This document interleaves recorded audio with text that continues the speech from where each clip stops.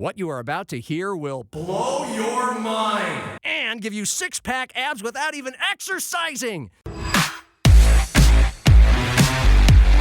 Pull up a bar stool and relax. Hey, who wants to have some fun?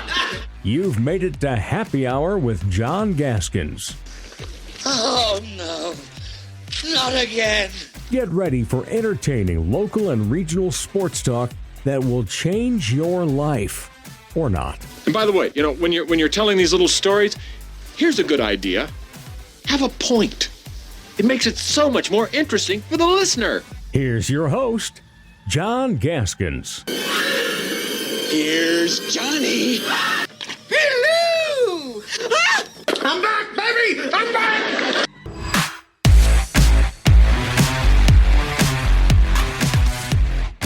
Hey, happy hour on a Wednesday, the first day of July, the first day.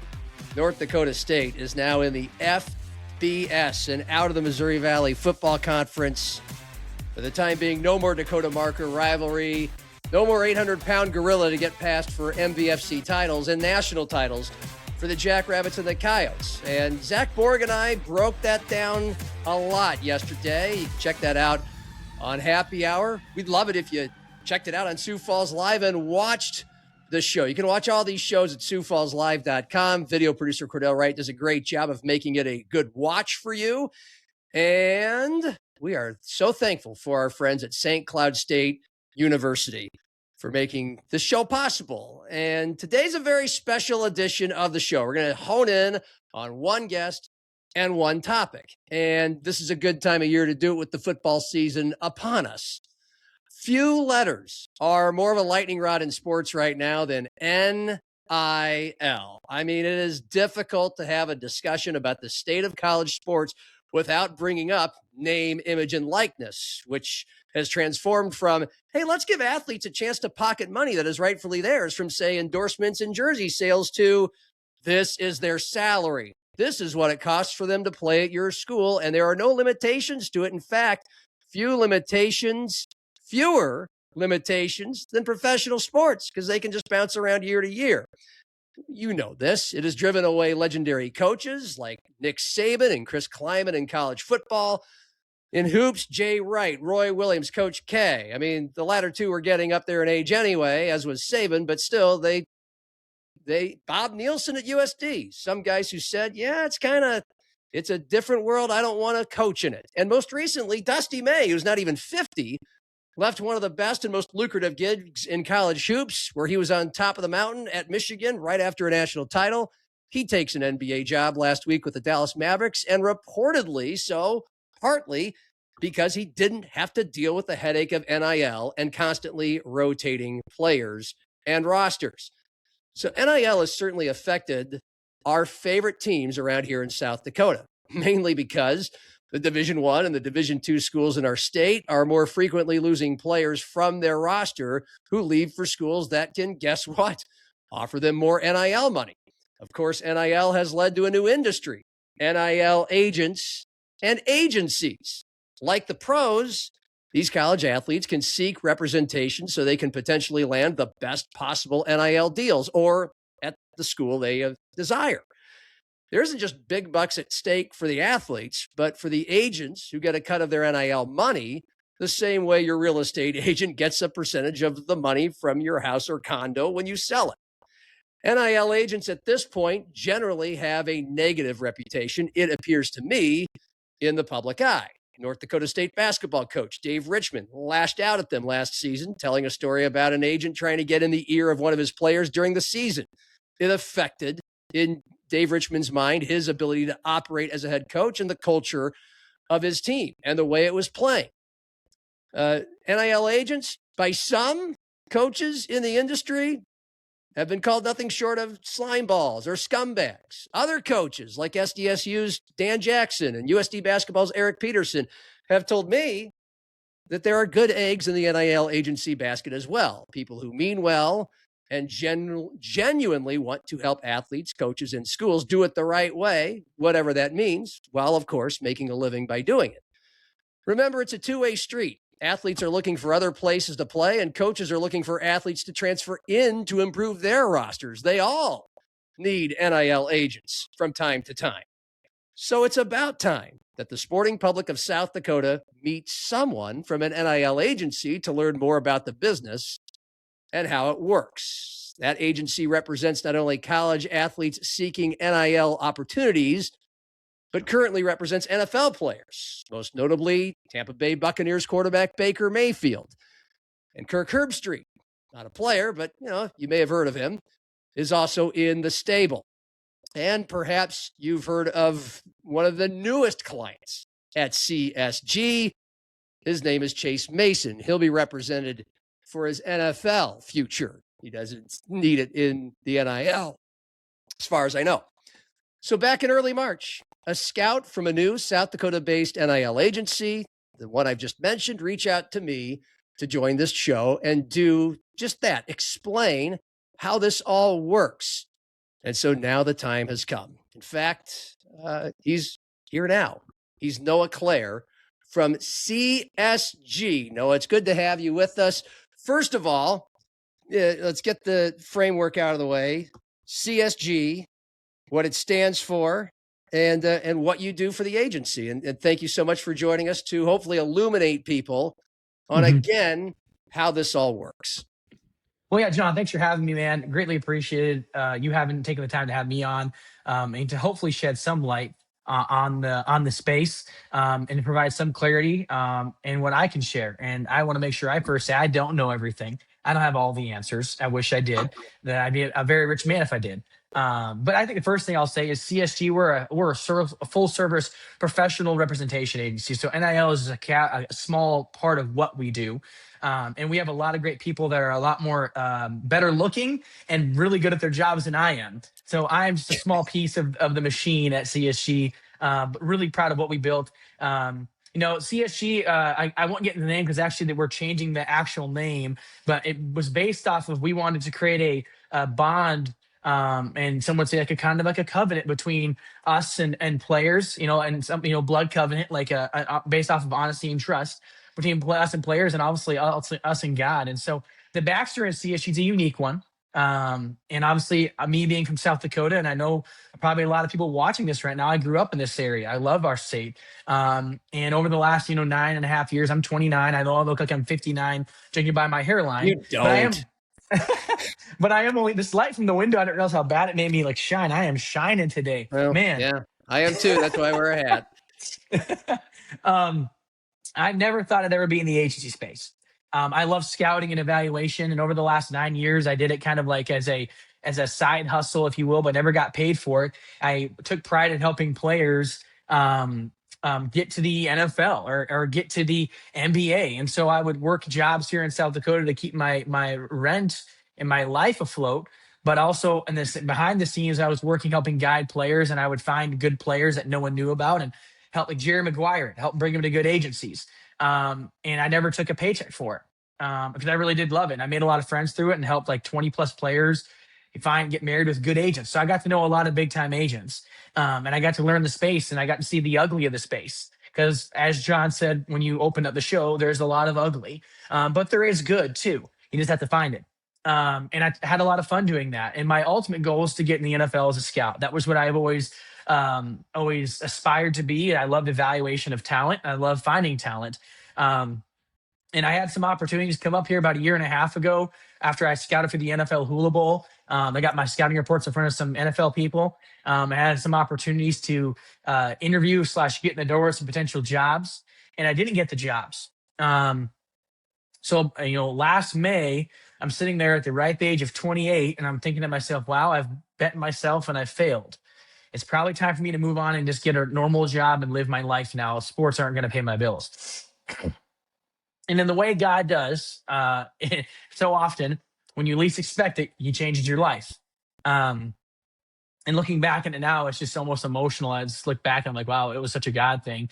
Long story short, and I'll spare you the intricate details, but I was sitting in my room one day. I got a phone call from a gentleman, and I don't know if I even want to say his name in here. So I don't know if he wants to be mentioned, but it was now my boss.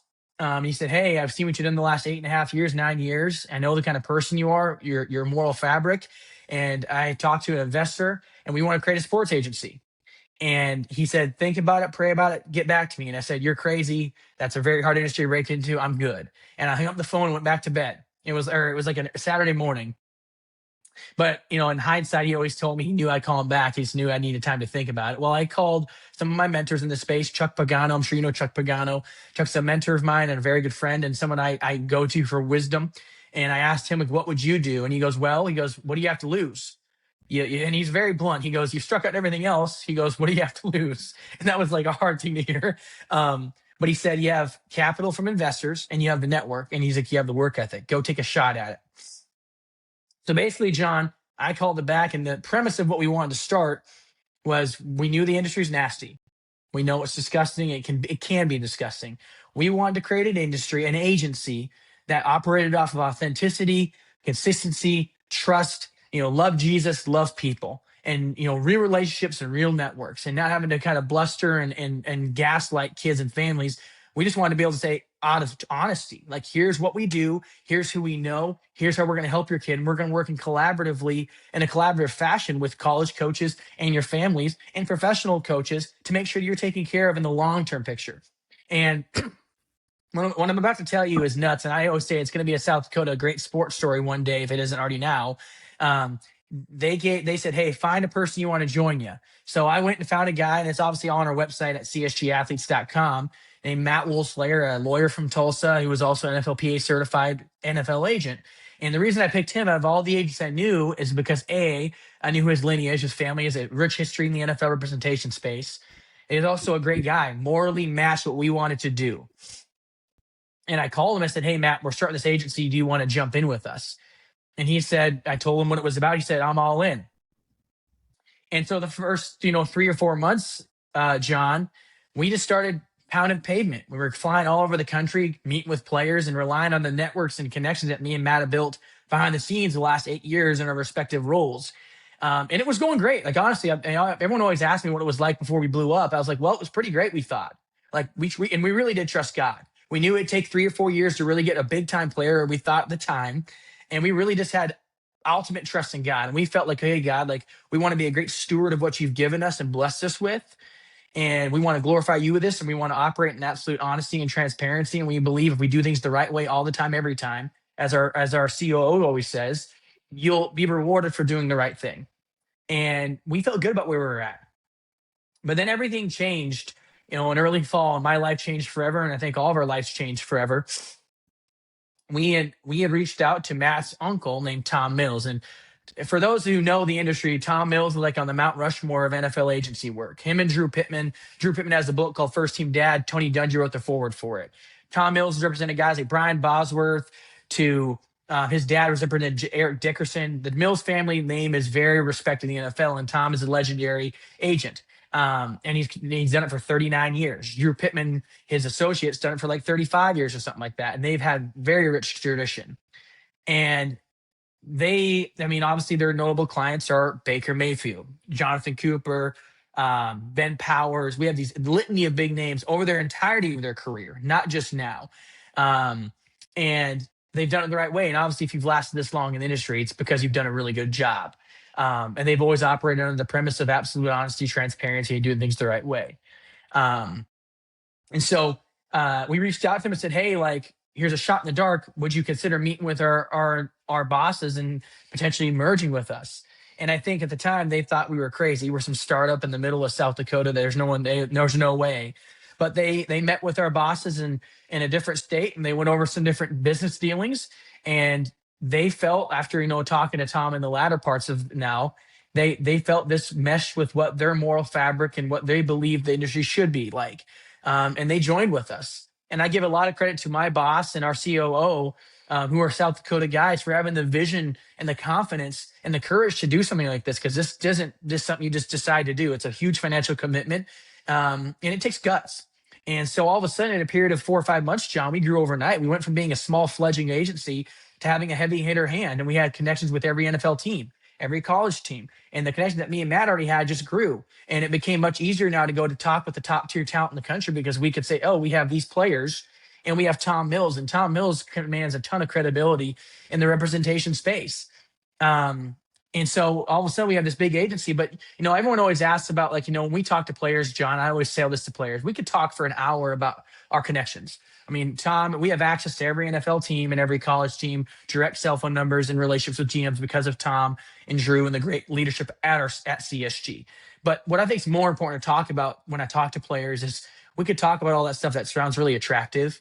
But what I like to talk about is you're not going to find an agency in America, and I say this very honestly, that is going to care more about their players, love their players more, be more intentional and authentic, transparent about business than we're going to be, because we believe it's a commitment we make to them. And I know it's a very transactional industry, and I get you have to make money doing it. But we believe you can make money and do business the right way while also being consistent and authentic.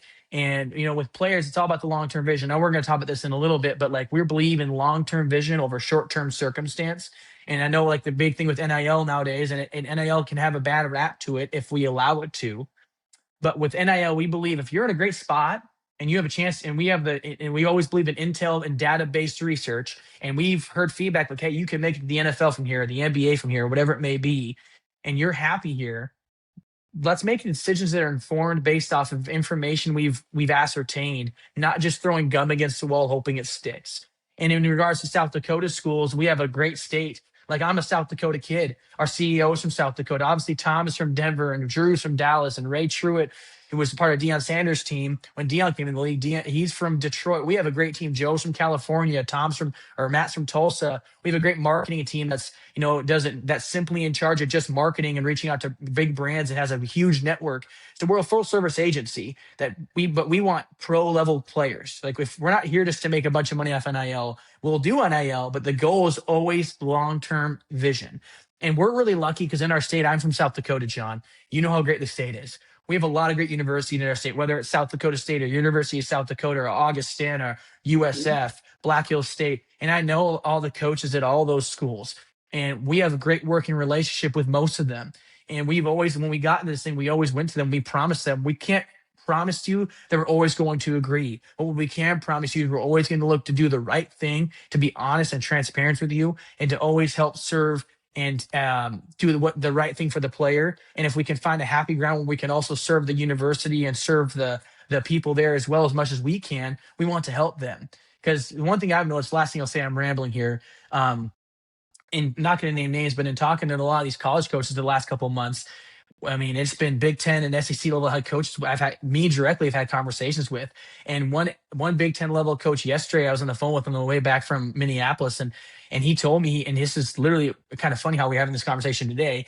He said that the coaches he knows in this space, that obviously they talk, they value their relationship with us because of the transparency factor, the authenticity. And it doesn't mean we're always going to agree, but we're always going to do the right thing, or at least try to do the right thing. And that's something that I think has been lost in this space over the last 20 plus years when it's become highly monetized.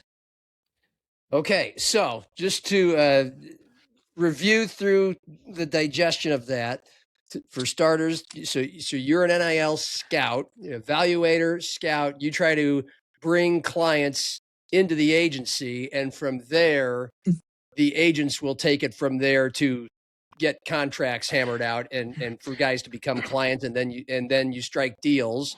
And it sounds like for both players in college looking for an NIL opportunity, but also players in the pros looking for representation there. Small caveat to that. So I'm our player liaison, director of scouting. So my job is to find players that we believe are long-term professional level players. Now, we can hit on every player, no, but we want guys that have long-term vision of playing the pros. We do NIL, but we're a professional level agency. We're not an NIL agency only. We're NFL certified. We're getting our basketball stuff done right now. We are a full service agency. We do NIL only if the player we feel has a chance to play long-term. And then in regards to another part of my title is I'm a player family liaison. So it's my job to pick up the phone 24 hours a day. Like one of my key jobs is making players feel like family. I always say to players, John, one day you're going to get done with sports. You're going to get married one day and have kids, hopefully. We want to be at your wedding. We really want to have an intentional, authentic relationship with our players and their families. Okay.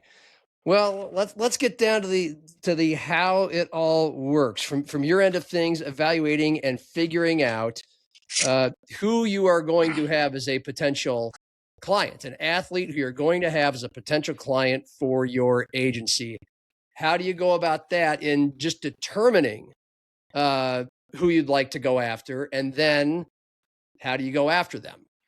Yeah, great question. It's an interesting space now because as the industry continues to evolve, there's kids 13, 14 years old that are getting hit up by agents. And when it comes to that age, I always tell people, I always want to talk to the parent first.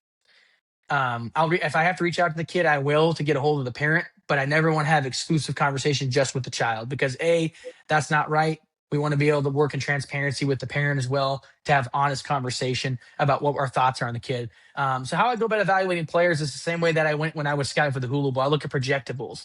Like, the big thing I learned when I was scouting with the NFL Hula Bowl is neck, rump, and ankle. And it sounds crazy, but you can tell a lot about a player and their projection by those three measurables. And so when it comes to football, that's what I look for immediately. And then you marry that with production, like have they produced or can they produce, projecting potential. That's the big one is, can you do it? Because at the end of the day, no matter how good of a dude you are, if you can't play, what are we doing? And so that's the first thing I do. The second thing after I figure out a player, if they're good enough, and obviously we talk to players all across the country, whether it's from Florida to Washington to Texas to Alabama, you name it, South Dakota. And we want the best kids in South Dakota. Like at the end of the day, South Dakota, we're an agency based out of here, but we have national reach. I think this provides a wonderful opportunity for the kids of our state that have high level potential to be married with a legitimate NFL agency and professional sports agency that has, I would argue, more reach than any agency in America because of Tom Mills and Drew Pittman and some of these legendary agents that are joining us, that have joined us, I should say. But we want the best in our state because there's great kids in our state that are being developed, and we want the best to stay with CSG. And so, I'll say if there's a parent out there listening to this or a kid out there listening to this, reach out because we're for you.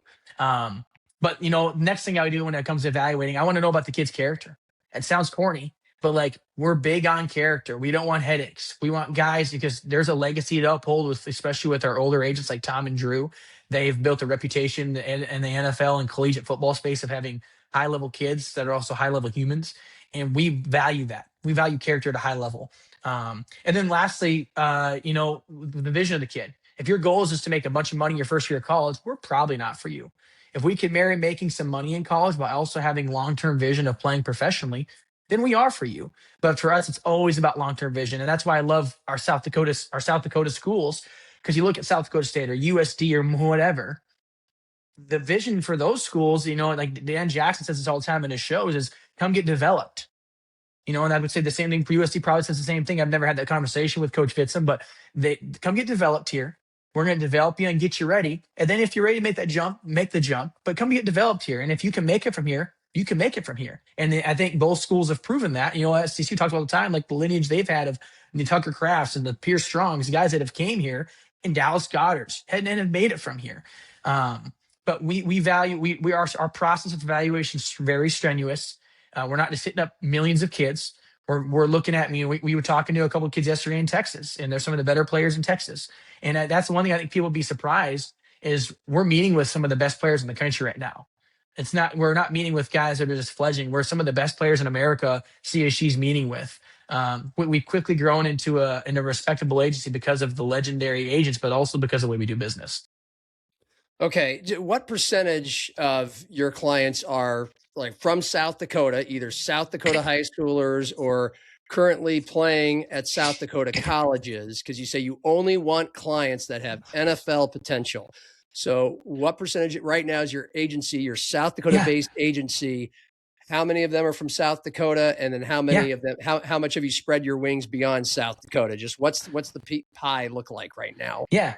Another great question. So we take pride in our South Dakota kids, man. And we have a basketball agency too. And we have some stuff coming up with that. We haven't announced yet. Some guys will be joining us from a representative perspective. But our basketball agency is going to grow really nice, we think. But South Dakota, obviously everyone talks about Chase Mason. Tom Mills, who's Baker Mayfield's agent, will be Chase Mason's NFL agent, and we're really proud of Chase. We got Joe Saylor playing basketball at South Dakota State. We got Bradley Esser, who's going to Iowa State, who's at Iowa State, I should say. Sullivan Schlimgen, who's going, obviously he's at Iowa State as well. Ashton Copel, who's a girls basketball player, going to Nebraska. And then Brinley Altenberg, who's also from South Dakota, who's going to Nebraska as well on our girls side of the agency. And we take a lot of pride in our South Dakota kids. It's they're homegrown.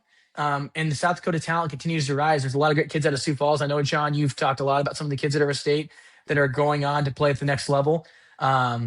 Or going on to play in the collegiate space, I should say, that are really good. And I think our talent continues to be developed here by the high school coaches in our state, and the college coaches in our state have done a really good job. So forgive me if I've missed out on something, but I think that's what you asked. So. Well, what percentage of your clients are South Dakotans, and what percentage are not South Dakotans? I would say right now we probably have, I'll say terrible at math, as my high school math teacher would attest to. Give us a ballpark. Ballpark. Probably 15 to 20% of our clients are South Dakotan kids, and then the rest, obviously, we have kids from across the country. And are you working mostly with South Dakota kids, both on the ground level, finding them and getting them into the agency? That's one of my roles. Yeah. Obviously, I do national, so I scout all over the country. So I meet with a lot of players, but obviously, I take pride in our South Dakota kids. Gotcha. So you've explained your evaluation process and the fact that given the age, you said if they are 13 to 14-year-olds, you start what's the youngest you've started a relationship with? Yeah. And I'm talking about not just like they've agreed, but like you've tried to start a relationship with. What's the youngest athlete? What Good age? question. Out none in our state currently, but out in different parts of the country, I've spoken with a kid and his parent, and he's been 14 years old. But they're high level projectables, but we make it very clear to the parent, like, we're an NFL level agency. We view your kid's a long term investment, and we think highly of your kid, but we don't want to talk to your kid without you present ever, because you're a part of that structure. And at the end of the day, what's the most important asset of a father or a mother? It's their child. So we want to we want to respect that boundary and make sure we respect it as well. Okay. What's the average age? Like, typically, what age are you typically dealing with? Yeah. Anywhere from, 17 to, into the college level age, 21, 22. And then obviously our pro guys are all varying ages. Okay. What percentage of your clients are college players that are on the cusp of going pro? And what percentage are either on the cusp of going to college or early in their college years, and therefore still climbing the ladder and potentially just looking for better NIL deals at their first or second school? Percentage of clients that are getting ready to go pro or have, that probably or 30, are pro. Yeah. Oh yeah. Then probably I would say close to 45 to 50% of our clients are either professionally represented right now in the NFL or going to be in the next year. And then we have obviously our clients, our pipeline kids that we feel are all NFL level potential off the feedback we've gotten from scouts. They're probably the other 45%. Okay. So, I think we'll stick, for most of our conversation in the NIL and college space, the clients that you have that you're trying to get them into the best possible college situation from out of high school and or the best possible next college situation at the college they are already at. And so it's like, it might be two different conversations, but let's stick with the high schoolers. So you had how often do parents just tell you, no, we don't want an agent at all? How many agencies typically, given the kid's talent and potential, are you competing against? Like, just give us a little look into, again, the ground level work at which you're at and, how it works with these coveted athletes once you've made the connection and made your sales pitch. We're the good guys. We care about their character. Once that has happened, kind of what's typically the reaction? What happens next? I know I'm throwing 3 or 4 questions at once. If it's a parent, and then when do you first get to the player? Like, let's just keep walking alongside you in the process. So honestly, knock on wood here, John, we haven't been told no a whole lot. we've had a couple of kids and parents say, hey, we're not ready right now. Like, hey, come back to us in a year. And we say, okay. And so I set my calendar for 6 months and I check in once a month to be intentional. So we've honestly been pretty blessed with, in terms of like the college space, not being told no. Or having like the delay but not denial, and then competing with with the pool. The first couple months it was just me and Matt. We were swimming in the kind of the kiddie pool, like we were kind of getting our legs under us. But since the addition of all the big names, we've been swimming in the deep end with some pretty big name agencies competing against some bigger names, and we've won some and we've lost some, as the nature of the business works. But we feel like we're in a good spot with where we're at as of today. And some of the players we haven't announced yet, we've landed some pretty big fish that we're excited to announce and a national scale. And so yeah, and I'm sorry, I apologize. Next question here that I'm forgetting. We're just happy to get a glimpse into someone and some agency, and I'm happy to hear and congratulations on your success. We want to learn about the process. We want to learn about the steps along the way, how a kid comes from being initially contacted by you to okay, then how does it keep working to where you've signed them? They feel comfortable with you. And then we want to get into, how they get into the exact financial agreements that they pull with their schools. So perfect. Yeah. We'll start with, like, you've made the initial contact. Now what? Okay. Make the initial contact with the family. We set up meetings with the mom or the father or a leader in that child's life. And we typically have, myself and one of our NFL certified agents, because I'm not NFL certified. I work primarily in the college space, and then we, have the pipeline to hand off to the NFL guys. And we typically have one of those guys on the phone call with the family, and we give a family a vision of what we believe for their child. And we like to make it very clear, we're not just saying, here's the end goal. We like to walk them through every step. Like, here's what we feel your child can do. Here's what we bring to the table in transparency and honesty. We're not going to overpromise and underdeliver. We're going to promise you what we believe to be what we can promise you. And then to the end, obviously the end goal. So we meet with the parents and the families. We talk through all that stuff. We have our marketing team sometimes on the phone calls and talk about marketing. And that's one misconception, I think, in this space that's been greatly taken advantage of by people, is they think, oh, there's loads of NIL money. Everyone's getting deals, and brand deals are getting paid hundreds of thousands of dollars. That's just simply not the case. The average NIL deal in America right now for a brand to a player is less than $600. And most kids aren't getting that. Most kids are doing product exchanges. So when you see online, like I did a marketing deal with such and such brand, usually it's just product exchange. It looks like it's money being exchanged because they post on Instagram or Twitter. It's usually just product exchange. Brands are smart.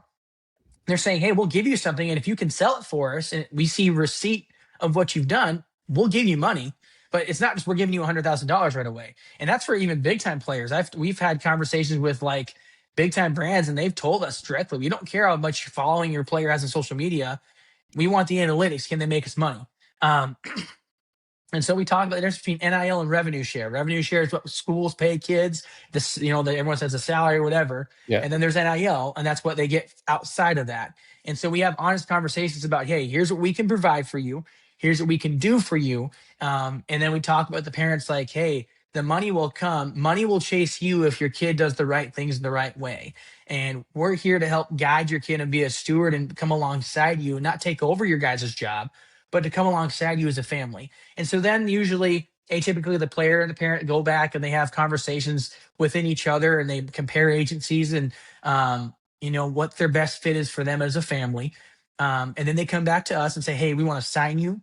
We want to go with you guys, or we don't want to go with you guys. And our big selling point, John, has always been long-term outlook. Like, we're here. If we're with you right now, it's because we believe there's something about you that says, hey, if things go the right way, you can play at the next level. And atypically, that separates us because no one's talking about long-term usually. It's usually talking about how much money they can make in the first year. And we also are very fair with clients and families. We're not trying to rob them of their money. We feel like we can do good deals and everyone can win. And then if they sign with us, we onboard them with our agency or have our marketing guys meet with them. They get brand alignment deals. Like, hey, what are some brands that you want? Does it guarantee you're going to get those deals? but here's a hyperlink, fill out what you're interested in, and then our marketing guys take over from there and they start advocating for them and talking to brands. And then for us, it becomes about manicuring the relationship, having honest conversations. What are your long-term goals? What are your short-term goals? What does the next year look like for you? And then giving good, wise counsel from guys that have been in it for a while, whether it's myself or Matt or True or Tom or Ray or whomever, saying, hey, like if you're a freshman going to play football at a college, what are the things you need to be doing now to prepare for it that you may not know?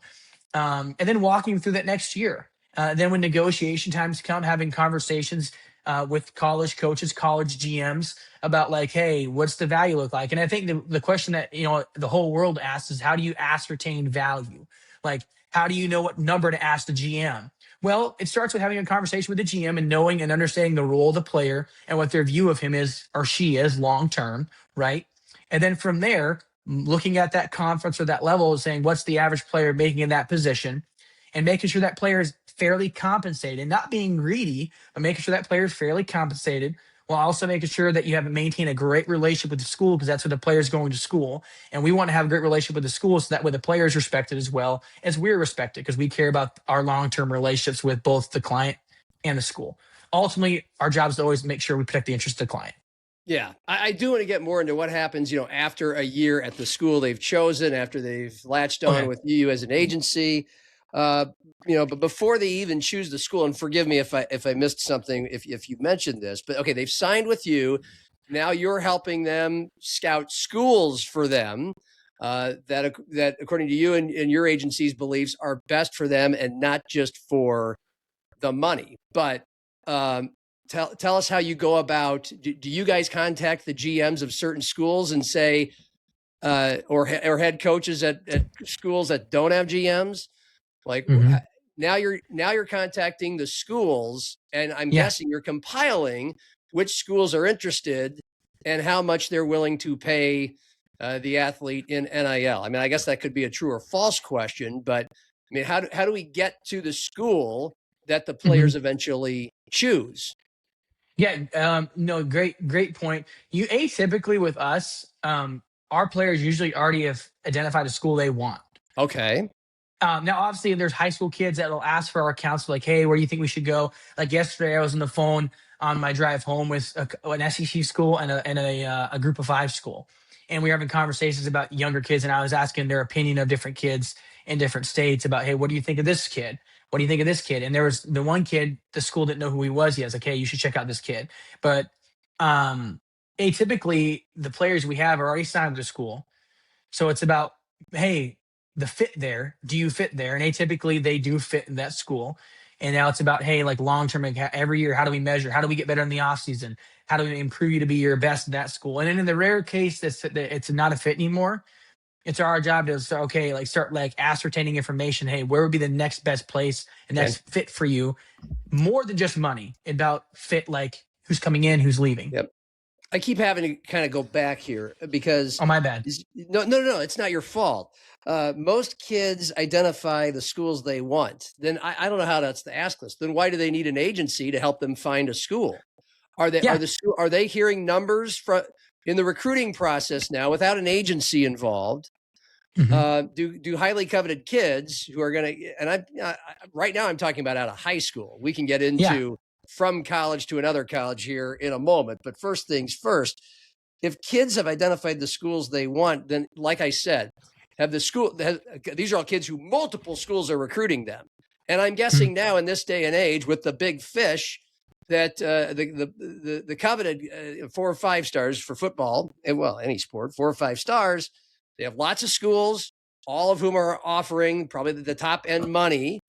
So, but they decide, you say, before they take an agency. I'm wondering why they need an agency, because are they being given offers? They know all the offers from all the schools before they choose it? No, before you guys come in? I hate saying great question every time because it feels like I'm being disingenuous. That's a great question though. Just trying to, Yeah, no, for sure. I think I was just having this conversation with a coach this morning that I talked to on the phone. If you pick the wrong agent, it's bad. Obviously, it sounds like simple. Obviously, like, oh yeah, I picked the wrong agent, it's bad. But if you pick the right agent, it can be hugely beneficial to your long term. and aligning yourself with I always say, pro agency. Like, I can't sign NIL only agencies. They don't care about the long-term development of the child. It's about making the decisions that are best for the kid in the long term.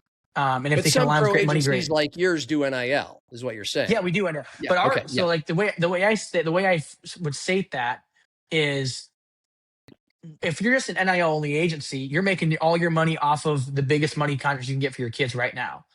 With us, our goal is to get them to the NFL, so we want to make sure we guide them and give them to the best fit, even if the money's not the best there. And then to answer your question about like, why do they need an agent if they already picked a school? Well, to protect the relationship, because if it's just an agent representing himself or a player and the parents representing themselves, it can provide awkward walls and conversations that can harm the relationship a tad, as you can imagine.